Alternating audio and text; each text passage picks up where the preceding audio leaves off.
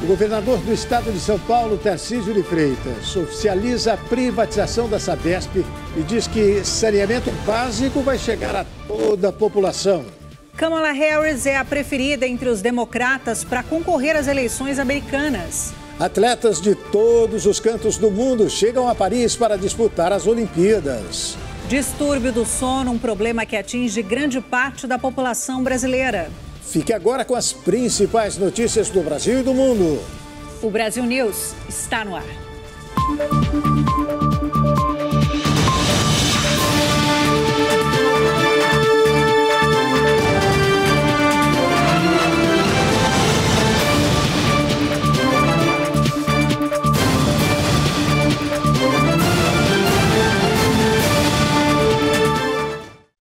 Na manhã de hoje, o governador do estado de São Paulo, Tarcísio de Freitas, tocou a campainha da Bolsa de Valores, oficializando o processo de privatização da Sabesp.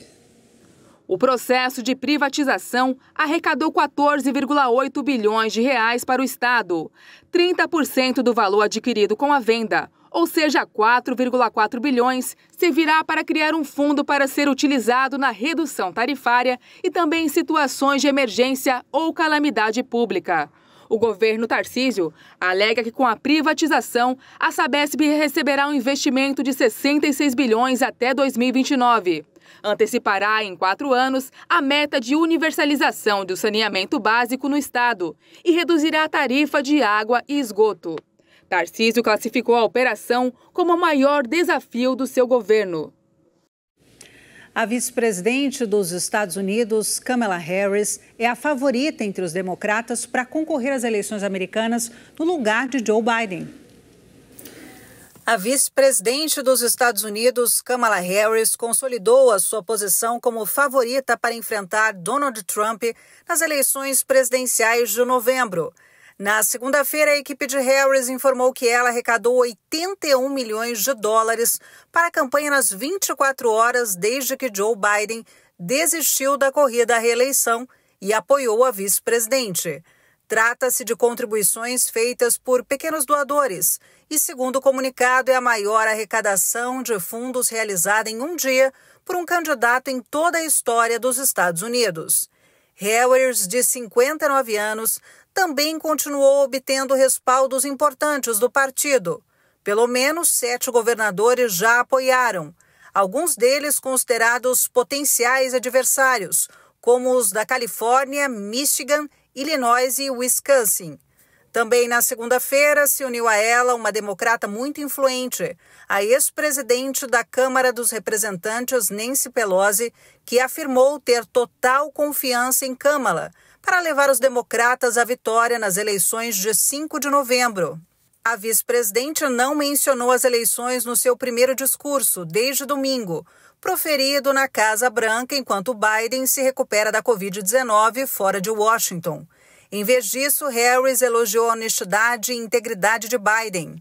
Joe Biden's legacy of accomplishment over the past 3 years is unmatched. O legado de conquistas de Joe Biden nos últimos 3 anos é incomparável na história moderna. Em um mandato, ele já superou o legado da maioria dos presidentes que cumpriram 2 mandatos.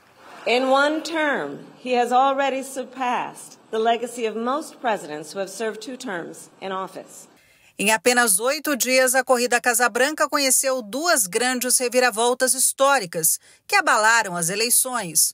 Primeiro, a tentativa de assassinato de Donald Trump em 13 de julho e depois a retirada no domingo de Joe Biden, que foi obrigado a deixar de lado suas aspirações à reeleição pela pressão das dúvidas sobre sua saúde.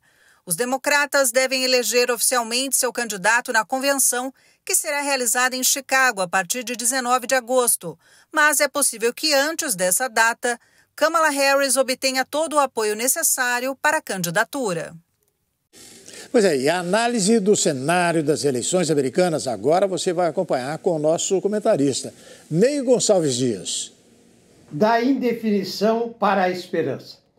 Na última sexta-feira, os norte-americanos e o mundo acompanhavam o presidente Biden em Delaware, na sua casa de praia, onde o presidente se recolhera com a família para consolidar a cura da Covid e para consultar médicos e assessores sobre o cenário político.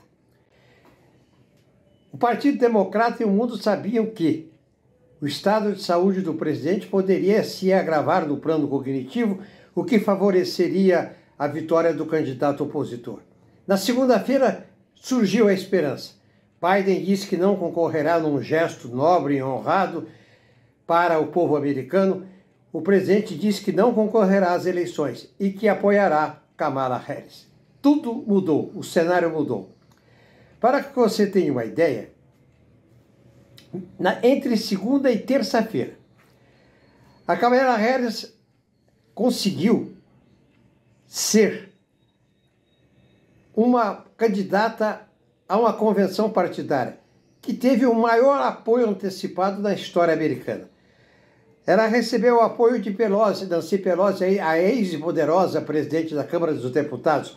Ela recebeu o apoio dos 23 governadores democratas. Ela recebeu o apoio de 87% dos senadores e recebeu o apoio de 83% dos deputados. De segunda para terça-feira, a arrecadação, os doadores deram 82 milhões de reais para a campanha de Kamala. Ou seja, entre segunda-feira desta semana e terça-feira, o Partido Democrata recebeu mais dinheiro para a campanha eleitoral do que nos 4 meses anteriores, onde estava com a candidatura Biden. Pois bem, isso tudo. Agora vamos ao quadro atual das pesquisas.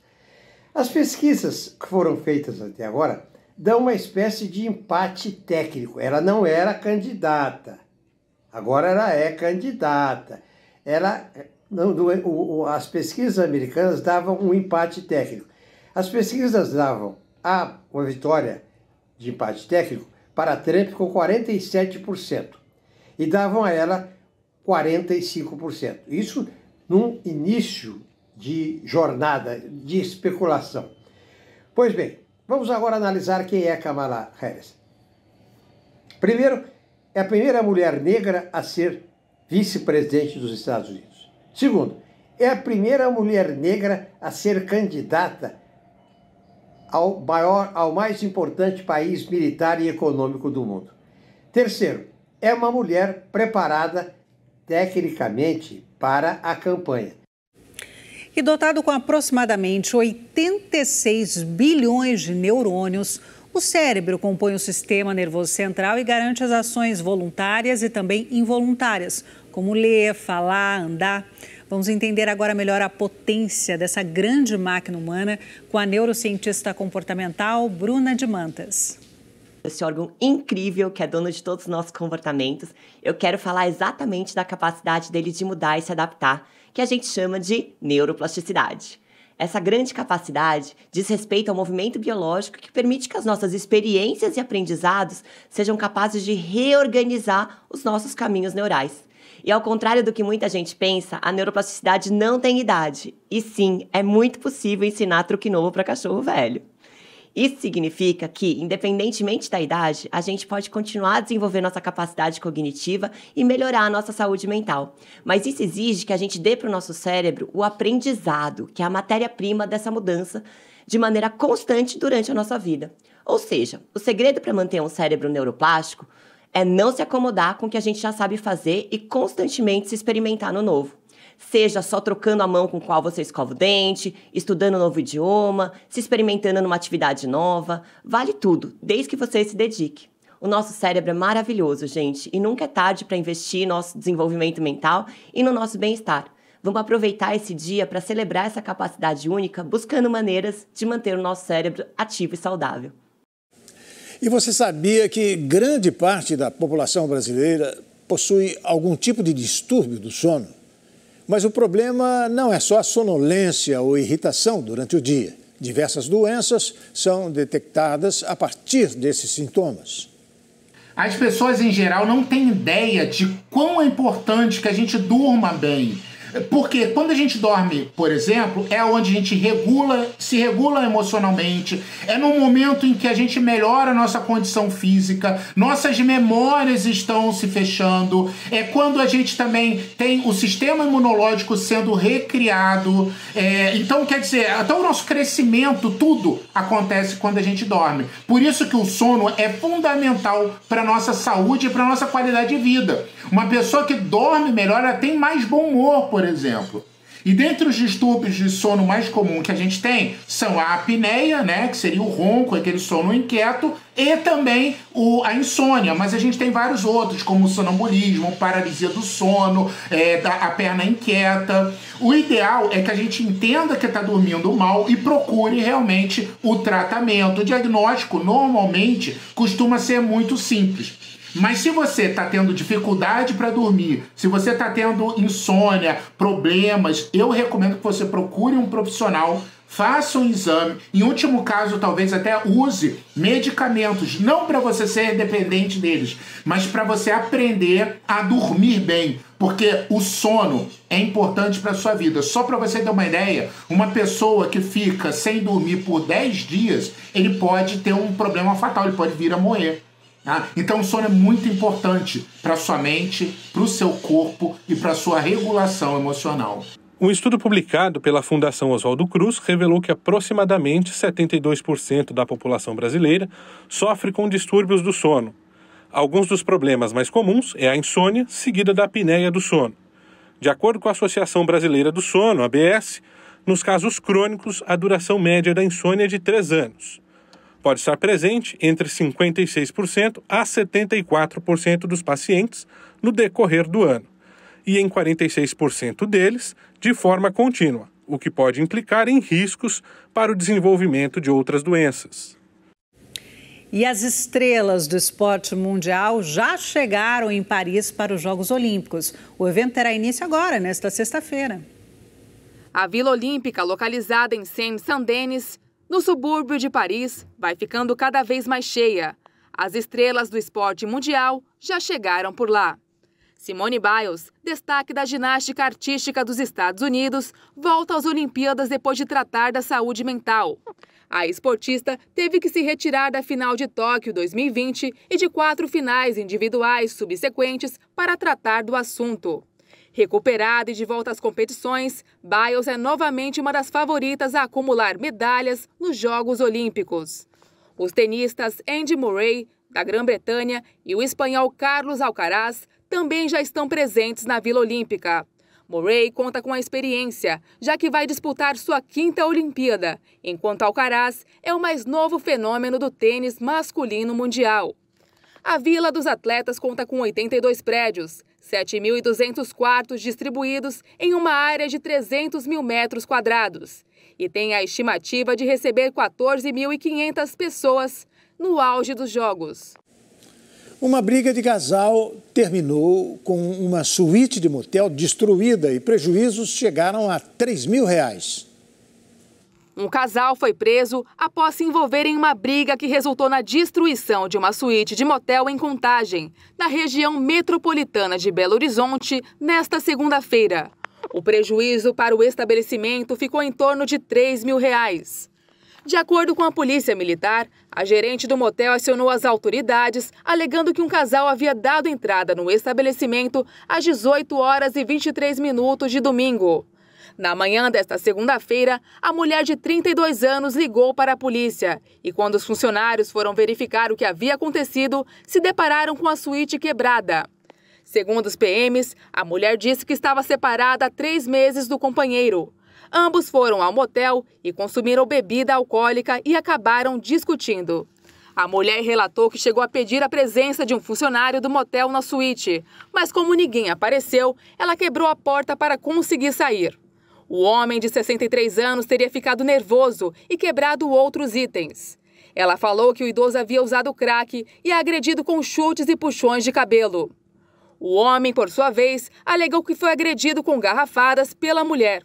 Os PMs o levaram para a unidade de pronto-socorro, visto que ele se queixava de dores nas costas e joelhos. A gerente do motel informou que, além da porta, 2 copos, vasos de planta, controles de TV e ar-condicionado e o telefone foram quebrados. O prejuízo estimado foi de R$ 2.937, incluindo os produtos consumidos. O casal foi preso em flagrante e encaminhado para a delegacia. O ataque com uma espada samurai deixou um morto e 2 feridos no condado de Los Angeles, nos Estados Unidos. Um caso chocou os moradores de uma cidade próxima ao condado de Los Angeles, na Califórnia. Uma mulher foi vista andando ensanguentada e carregando uma espada semelhante à de um samurai pelas ruas de um bairro residencial. A polícia foi acionada e, ao chegar ao local, os agentes se depararam com a cena. Assim que avistou o carro dos policiais, a mulher abandonou a espada e se rendeu, levantando as mãos, como registrado no vídeo que viralizou nas redes sociais. A poucos quarteirões de distância, a polícia localizou 3 pessoas feridas, 2 com ferimentos graves e uma terceira já sem vida. Os feridos foram encaminhados para hospitais locais e, segundo os policiais, ainda não está claro se a mulher é a autora do ataque ou uma das vítimas. Ninguém foi preso até o momento. E a Polícia Militar instaurou um inquérito para investigar um major que agrediu o homem no Pará. A Polícia Militar do Pará está investigando um caso de agressão envolvendo um major da corporação em Alenquer, no oeste paraense. Nas imagens é possível observar que o PM atinge a vítima com diversos socos, além de encostar com uma arma no rosto do homem. As imagens mostram ainda momentos após a confusão, em que é possível ver a vítima com o rosto ensanguentado. As informações que circulam pelas redes sociais supõem que no momento da confusão, o major estava à paisana. Em meio à discussão, diversos policiais militares estavam ao redor, mas nada fizeram para conter a agressão. O agressor estaria bebendo com amigos quando atacou o outro homem. O motivo da discussão não foi esclarecido até então. Em nota, a Polícia Militar do Pará informou que não compactua com desvios de conduta na corporação e ressalta que o agente foi afastado de suas funções. O vídeo de um policial militar agredindo um motorista de aplicativo em São Luís viralizou na internet. Um policial militar apaisano, identificado como Alisson Pinto, foi filmado agredindo um motorista por aplicativo na última sexta-feira no bairro Coatraque, em São Luís. De acordo com o motorista Hugo Reis, as agressões aconteceram após as acusações de que ele estaria roubando a televisão de uma passageira. As imagens da agressão mostram um policial usando um revólver para tentar intimidar o motorista durante a discussão que ocorreu na rua. Alisson também usou a arma para dar coronhadas no motorista, que ficou ferido e precisou costurar a cabeça. De acordo com as partes envolvidas no caso, a mulher de Alisson colocou uma televisão no banco de trás do veículo antes de entrar nele. Após isso, o motorista seguiu viagem até ser abordado pelo policial. A mulher do policial alegou que pensou que Hugo estava roubando a televisão dela e que o policial chegou no momento em que o motorista saiu. Ela disse que os dois teriam ido de carro até ele para tentar alcançá-lo. A Polícia Civil do Maranhão está investigando o caso e vai tomar as medidas necessárias de acordo com a lei. E a polícia investiga o casal que imitou macacos durante roda de samba no Rio de Janeiro. A Polícia Civil do Rio de Janeiro começou a investigar um homem e uma mulher que aparecem num vídeo imitando macacos durante uma roda de samba na sexta-feira, no centro da capital. O caso foi registrado na Delegacia de Crimes Raciais e Delitos de Intolerância. Testemunhas estão sendo ouvidas e os policiais também tentam identificar e intimar os dois para prestarem esclarecimentos na delegacia. O caso veio à tona no último sábado, quando a jornalista Jaqueline Oliveira filmou o ato e denunciou o racismo na internet. As cenas foram registradas na Praça Tiradentes, no centro da capital carioca. O casal imitou os animais durante a apresentação do grupo musical Pé de Teresa, na Praça Tiradentes, região central do Rio de Janeiro.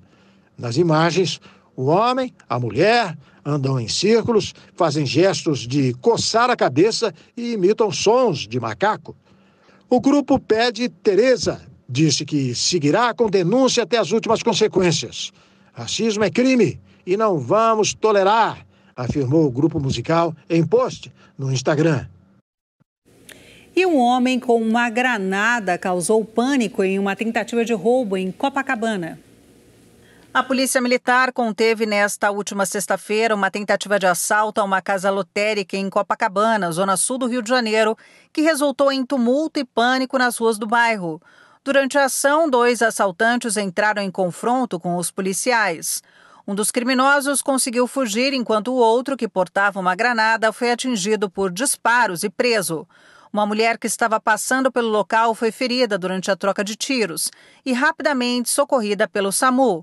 Ela foi levada ao Hospital Municipal Miguel Couto para receber atendimento médico.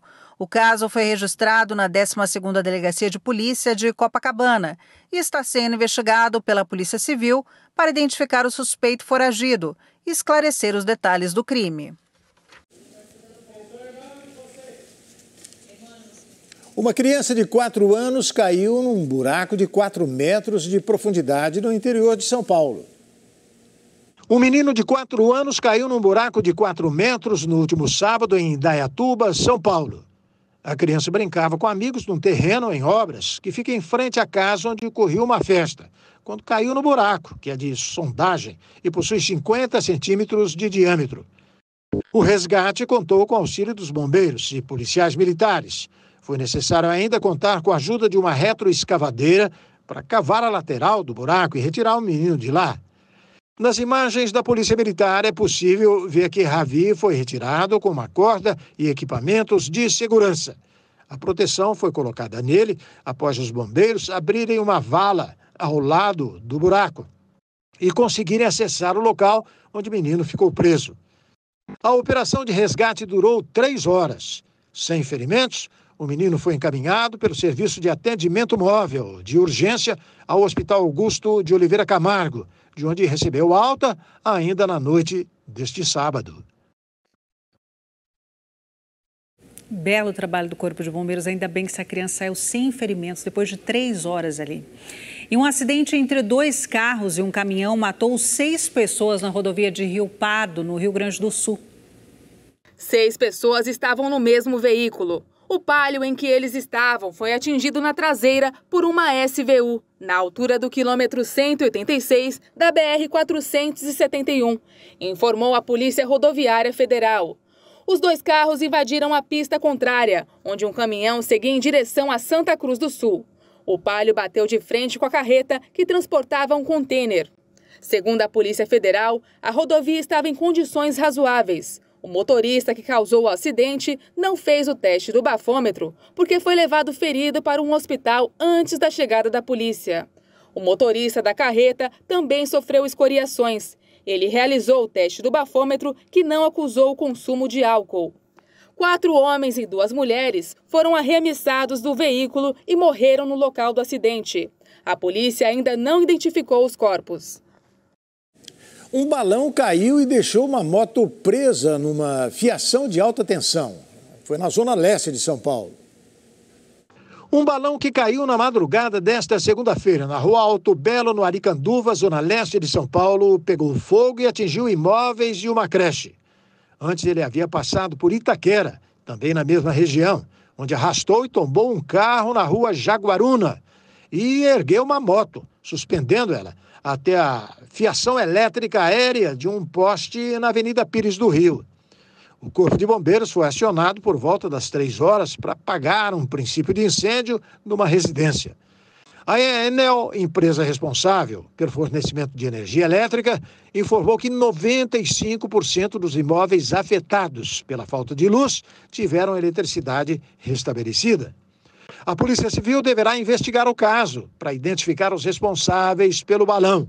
Soltar balões é crime ambiental. Um carro de uma transportadora tombou e foi saqueado ainda com motorista dentro em uma rodovia de São Paulo. Parte da carga de uma carreta da empresa de entregas FedEx foi saqueada na altura do quilômetro 287 da rodovia Regis Bittencourt, após o veículo capotar na região de Itapecerica da Serra, Grande São Paulo, na tarde deste domingo. O saque começou a ser feito ainda com o motorista dentro do veículo. Segundo a Polícia Rodoviária Federal, o motorista teve ferimentos leves e foi levado para um hospital de Itapecerica. O veículo teria batido contra uma barreira e tombou por volta das 2h20 da tarde. Nas imagens, pessoas começam a furtar parte da carga. Caixas aparentemente de calçado são levadas. Os suspeitos correm em meio ao tráfego. O acidente provocou a interdição da faixa da esquerda da rodovia. Até a publicação desta reportagem, nenhuma prisão havia sido informada. As companhias esperam que o número de passageiros dobre daqui a 20 anos. Já o valor das tarifas deve continuar nas alturas. As companhias aéreas prevêem transportar o dobro de passageiros daqui a 20 anos, graças a um crescimento patrocinado principalmente pela Ásia. O anúncio foi feito nesta quinta-feira pela principal organização mundial do setor. Após 4 bilhões e 300 milhões de viagens de avião em 2023, a Associação Internacional de Transporte Aéreo disse em junho que para este ano prevê mais de 5 bilhões de viagens. Tal cifra, caso se confirme, ultrapassaria o recorde de viagens registrado em 2019, pouco antes da pandemia de Covid-19. A longo prazo, até o ano de 2043, a associação prevê que se duplique o número de passageiros aéreos em relação a 2023, chegando a 8 bilhões e 600 milhões, graças a uma taxa de crescimento anual média de 3,6%. A dinâmica será desigual por continentes, já que os principais motores estarão na Ásia e Oriente Médio, enquanto outras regiões, como a América Latina, por exemplo, devem ter crescimento mais moderado. As projeções são coerentes com as publicadas na segunda pela Airbus, que calcula que a frota de aviões comerciais terá duplicado até o ano de 2043, até 48.230 aeronaves alimentadas pelo apetite das classes médias asiáticas. Se esses cenários se tornem realidade, eles tornarão os planos de descarbonização do setor aéreo mais complicados. Cientistas sul-africanos começaram a injetar material radioativo nos chifres de rinocerontes vivos para facilitar a sua detecção nos postos de fronteira, esperando assim acabar com a caça. A África do Sul abriga cerca de 80% da população mundial de rinocerontes brancos, estimada em cerca de 13 mil espécimes. Por isso, o país se tornou um foco de caça furtiva, impulsionada pela procura na Ásia, onde os chifres são utilizados na medicina tradicional pelos seus supostos efeitos terapêuticos ou afrodisíacos. Para combater o problema, cientistas sul-africanos começaram esta semana a injetar material radioativo nos chifres de rinocerontes vivos. A ideia é desvalorizar o chifre do rinoceronte e atrapalhar o usuário, facilitando muito o rastreamento nas fronteiras e travessias internacionais.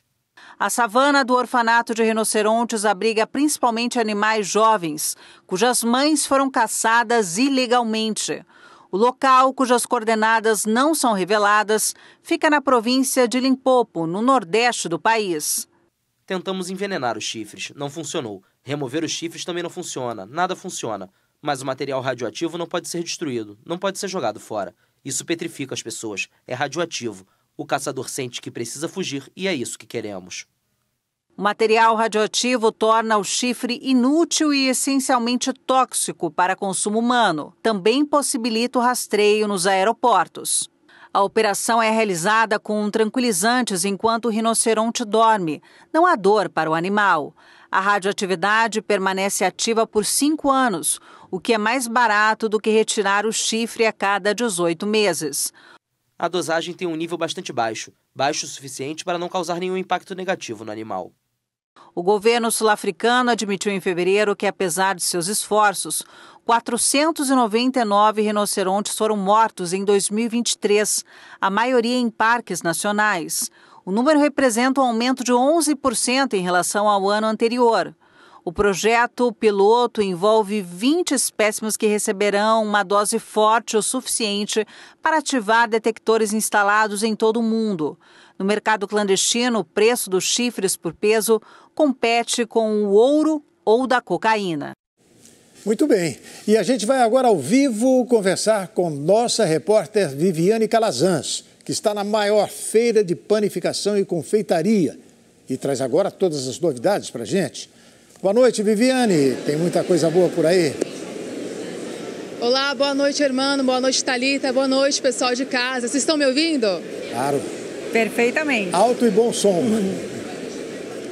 Hoje eu estou aqui na Expo Center Norte, na maior feira de panificação e confeitaria da América Latina. Ela traz uma interatividade para os visitantes com degustações e demonstrações ao vivo. Quem está por aqui vai poder experimentar aquele pão quentinho na hora, vai poder fazer essa degustação. Este ano são esperados mais de 58 mil visitantes aqui na feira, entre profissionais, empreendedores e curiosos.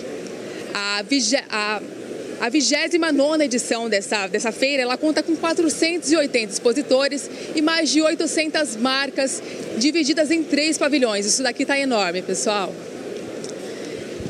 E falando em estatísticas aqui, pessoal, de acordo com a Associação Brasileira de Indústrias de Panificação e Confeitaria, o mercado da panificação movimenta mais de 105 bilhões de reais por ano. 2,5 milhões de trabalhadores fazem parte desse setor. Cerca de 920 mil empregos diretos e 1,6 bilhão indiretos. Hermano e Thalita, vocês sabiam que mais de 41 milhões de pessoas passam numa padaria aqui no Brasil todos os dias para experimentar aquele pãozinho quentinho pela manhã? Muito bem. Claro, claro. O brasileiro adora uma padaria. Aqui em São Paulo, então, é uma em cada esquina. Ela já está falando do pão de queijo ou pão normal? Pãozinho, aquele pãozinho na chapa. O pão francês, né? 41 milhões de pessoas passam todos os dias em uma padaria para experimentar, para comprar aquele pãozinho pela manhã no café da manhã. Muito bem. Boa, Vivi. Eu tô aqui. Ô, Vivi, você me ouve? Eu tô aqui. Eu tô ouvindo. Viviane, apresenta pra gente esses seus 2 convidados aí, pra gente entender um pouquinho mais da feira. Pode deixar, Thalita. Eu tô aqui num stand bem bacana, de uma empresa de pão de queijo. Aí eu vou conversar aqui com 2 irmãos que administram a empresa, e eles vão falar um pouquinho da história. Eu tô aqui com o Samuel Almeida. Samuel, você pode falar um pouquinho da criação dessa empresa? A Fornalha Mineira começou algum tempo atrás. Eu e meu irmão tínhamos um sonho de empreender e começamos a vender o pão de queijo de outras empresas, só que sentimos uma dificuldade muito grande em ter um produto de qualidade. Foi quando nós resolvemos criar a nossa própria receita e o que hoje, graças a Deus, deu certo e virou sucesso no mercado. A Fornalha Mineira, ela tem ganhado espaço no mercado, tem ganhado bastante cliente e bastante elogio aí por ser um pão de queijo bem natural. Agora eu vou conversar aqui com o Daniel. Daniel, houve desafios durante a criação da empresa, durante o processo ao longo dos anos? Foi criada em 2014, é isso? 2014. Sim, teve muitos desafios, né? Eu ainda falo que tem todos os dias, né? Mas desafios são feitos para ser vencidos, né? E a gente busca sempre estar melhorando, estar acompanhando o mercado, surgindo alguma novidade, nós também estamos acompanhando, mantendo, lógico, a qualidade do nosso pão de queijo. Já são 10 anos de história, né? E graças a Deus de uma ótima aceitação. 2º ano aqui da Feira FIPAM. E cada vez que a gente vem é assim uma surpresa mais agradável para a gente, e a gente está com expectativa que dure longos e longos anos aqui. Obrigada, Daniel. Eu vou chamar aqui a Marcela, que ela é analista de marketing, Thalita Hermano. Ela vai falar um pouquinho para a gente aqui da marca. Marcela, tudo bom? Marcela, conta um pouquinho pra gente, o que diferencia esse pão de queijo dos outros, o que vocês fazem para concorrer com as outras empresas? Bom, claro, né, além da qualidade, né, todas as matérias-primas que nós utilizamos, a gente busca sempre fornecer um atendimento personalizado. Então, eu até falo com todos os meus clientes, hoje o que nós temos com eles realmente é uma parceria, né, é uma amizade que a gente cria, porque não adianta só eu vender um produto, eu tenho que vender uma experiência, né, então eu tenho que vender um atendimento muito bom, eu tenho que estar ali para ajudar o meu parceiro, porque querendo ou não, é através dele que o meu pão de queijo vai chegar na casa dos consumidores finais, né? Então a gente tem esse grande diferencial. Hoje as pessoas que trabalham com o nosso produto, com a marca Fornalha Mineira, encontram não só um pão de queijo, mas encontram uma família também, né? Amigos e grandes parceiros de negócios. Então esse é o nosso grande diferencial. Vivi, a gente está falando, você viu, é que a gente está falando de pão de queijo e a gente está com vontade de ver o pão de queijo, né? Nosso telespectador está com vontade de ver. Tem aí para mostrar como que é feito esse pão de queijo? Eu tô sabendo aqui. Sim, tá ali terminando. Eu tô sabendo que tá saindo uma fornalha agora. A gente vai dar uma olhadinha aqui. Vocês mostram pra gente, pessoal? Vamos ver. Olha lá, tá saindo pãozinho de queijo bem quentinho ali. Nossa, já tem uma encomenda pra TV. Pode trazer, hein, Viviane? Pode deixar, pode deixar. Olha que bonito. Tem algum segredo pro pão de queijo ficar assim, bonitinho, redondo, crocante, a casquinha? Eles podem entregar algum segredo aí pra gente? Então, Marcela, Daniel, Samuel, qual que é o segredo aqui do pão de queijo? O irmão e a Thalita estão perguntando. Qual o segredo para ele ficar crocante, redondinho? Você estava falando que é natural, sem conservante, né? Sim, o segredo começa de uma matéria-prima boa, né, de qualidade. O nosso queijo vem lá do estado de Minas Gerais, da Serra da Canastra. Usamos aí o queijo meia cura, que é um queijo apropriado para dar mais sabor no pão de queijo. E a matéria selecionada. Com esses ingredientes de primeira, com certeza vai ter um bom pão de queijo aí na sua mesa. É o que chama o cliente, não é isso? Com certeza. Afinal, né, gente, ninguém merece comer aquele pão de queijo e ter azia. Então, se você não quer passar por essa situação, já sabe, come o pão de queijo da Fornalha Mineira. Porque é pão de queijo mineiro de verdade, viu? Obrigada. E eu vou ficando por aqui, eu vou curtir um pouquinho, viu? Mas eu não vou deixar de levar esse pão de queijo pra vocês aí. Ah, se você não trouxer, Viviane Calazans, amanhã eu pego você no estacionamento. A gente aceita. Pode pão deixar. de queijo é super bem-vindo. Tchau, obrigada pela participação de todos vocês. Beijo, beijo. Boa noite, pessoal. Boa noite. Voltando agora às notícias do Brasil e internacionais, um massacre em um asilo na Croácia deixou 5 mortos. Um massacre ocorrido em um asilo de idosos no leste da Croácia deixou mortos e feridos nesta segunda-feira. De acordo com as primeiras informações divulgadas por meios de comunicações locais, um homem entrou no estabelecimento localizado na cidade de Daruvar e abriu fogo. O criminoso fugiu, mas foi rapidamente preso pela polícia. O suspeito, nascido em 1973, seria um veterano de guerra que teria matado a própria mãe. As outras vítimas eram residentes e empregados do asilo. Entre os feridos, pelo menos uma pessoa está em estado grave. A Croácia travou uma guerra por independência durante a dissolução da antiga Iugoslávia de 1991 a 95. Este é um raro caso de violência com uso de armas no país dos Balcãs. Ano passado, a vizinha Sérvia foi sacudida por tiroteios em massa, incluindo um massacre em uma escola da capital Belgrado, no qual 10 pessoas foram mortas. Um deslizamento de terra no sul da Etiópia matou quase 150 pessoas. Foi o pior desastre desse tipo registrado no país. Um deslizamento de terra causado pelas fortes chuvas deixou muitas dezenas de mortos em uma área de difícil acesso no sul da Etiópia. O balanço de vítimas ainda é incerto e poucos sobreviventes foram encontrados no local até o momento. Este é o deslizamento de terra mais mortal registrado até agora na Etiópia, o segundo país mais populoso do continente africano, com 120 milhões de habitantes. Segundo a administração da região, a maior parte das vítimas morreu soterrada na segunda-feira, enquanto tentavam ajudar os moradores de uma casa afetada. O acidente ocorreu em uma área rural, montanhosa e de difícil acesso, a mais de 450 quilômetros ou 10 horas de carro de Addis Abeba, a capital da Etiópia. Fotos postadas nas redes sociais pelas autoridades mostram uma multidão no sopé de uma colina que praticamente desmoronou. Também aparecem pessoas tentando retirar corpos de uma espessa camada de argila avermelhada com pás, enxadas ou com as mãos. Esta região do sul da Etiópia é uma das mais afetadas pelas cheias de abril e maio, durante a época das chuvas. O deslizamento de terra mais mortal da África ocorreu em 14 de agosto de 2017 em Freetown, capital da Serra Leoa, e deixou 1.141 mortos. 70 pessoas morreram num bombardeio em Khan Yunis, no sul de Gaza. Bombardeios mortais lançados por Israel deixaram pelo menos 70 mortos e mais de 200 feridos nesta segunda-feira em Khan Yunis. O balanço foi divulgado pelo Ministério da Saúde do governo do Hamas, na faixa de Gaza. A direção do Hospital Nasser, que recebeu grande parte das vítimas, destacou que a situação é crítica vivida no território palestino. A situação é muito difícil no hospital porque não há mais lugar para pacientes.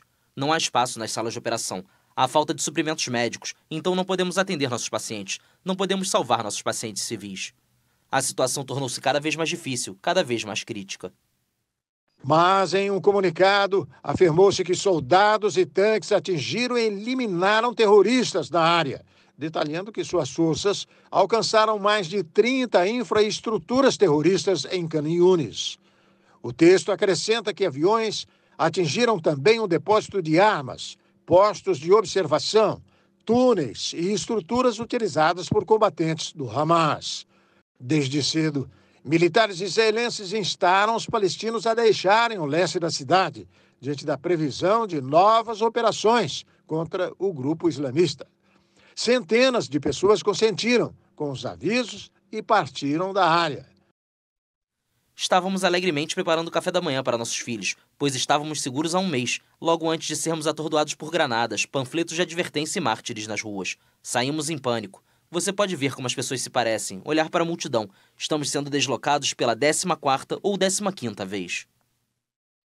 O conflito na faixa de Gaza começou em 7 de outubro, quando comandos do Hamas mataram 1.195 pessoas, em sua maioria civis, e sequestraram 251 no sul de Israel. Um horror, 9 meses dessa guerra. E o presidente dos Estados Unidos, Joe Biden, prometeu continuar trabalhando para acabar com a guerra ali na faixa de Gaza durante seus últimos meses no cargo. Estarei trabalhando muito de perto com os israelenses e com os palestinos para tentar encontrar uma maneira de pôr fim à guerra em Gaza e alcançar a paz no Oriente Médio e trazer todos os reféns para casa. Disse Biden em um telefonema transmitido ao vivo pouco antes do primeiro comício da vice-presidente Kamala Harris. As palavras de Biden coincidem com o anúncio de uma reunião programada para esta semana em Washington entre o primeiro-ministro israelense Benjamin Netanyahu e Kamala Harris, disse nesta segunda-feira à agência France Press um assessor da agora pré-candidata democrata à presidência. O assessor disse que a reunião com Kamala será na Casa Branca, mas será independente da que Benjamin Netanyahu manterá com Biden. O Ministério da Saúde da faixa de Gaza, enclave palestino administrado pelo Hamas, diz que pelo menos 39 mil pessoas morreram após mais de 9 meses de guerra. O aumento de casos de febre do Oropochi, na região norte do país, preocupa a Associação Pan-Americana de Saúde. O Brasil sofre com doenças causadas pelo arbovírus, que são vírus transmitidos por artrópodes, como, por exemplo, os mosquitos. Há, de fato, uma epidemia de dengue, com incidência 2 vezes maior do que comparada ao mesmo período de 2023. Outros arbovírus conhecidos são o Zika, chikungunya e febre amarela. Vamos falar aqui sobre um vírus descoberto há mais de 60 anos, que tem assolado a população, principalmente da região amazônica. É mais um vírus que causa uma doença que faz parte das chamadas doenças tropicais negligenciadas. Em 2023, casos de uma doença de caráter febril transmitida por artrópodes têm sido diagnosticados nos estados do Amazonas, Roraima, Rondônia e Acre. Trata-se da febre do Oropouche. Esse último surto já contabilizou mais de 2.000 casos. Entre janeiro e abril de 2024, foram identificados 3.324 casos, divididos entre os estados da região norte Amazonas, 2.575, Rondônia, 592, Acre, 110, Roraima, 18 e Pará, 29. Um aumento de 400% em relação a 2023. Com grande perspectiva ao combate do vírus da AIDS, a Organização das Nações Unidas pediu que um laboratório americano compartilhe de forma ágil a licença do remédio que pode trazer a cura da doença. A agência da ONU dedicada ao combate da AIDS afirmou que 2024 é o ano decisivo para que a doença deixe de ser uma ameaça à saúde pública para 2030. A entidade pediu que seja acelerada a distribuição de antirretrovirais de ação prolongada, como o lenacapavir, que só necessita de 2 injeções por ano. A diretora da agência pediu que o laboratório americano Gilead compartilhe a licença do medicamento. A obtenção de benefícios é importante e não devem perder dinheiro. Temos trabalhado nos números e sabemos que o preço pode passar de $40 mil a $4 por pessoa por ano nos países em desenvolvimento, que seguiriam obtendo benefícios. Isto é possível. Apesar disso, a agência lembrou que a pandemia matou mais de 42 milhões de pessoas e que o progresso continua sendo frágil. E o Brasil News fica por aqui. Nós voltamos amanhã. Até lá. Até lá.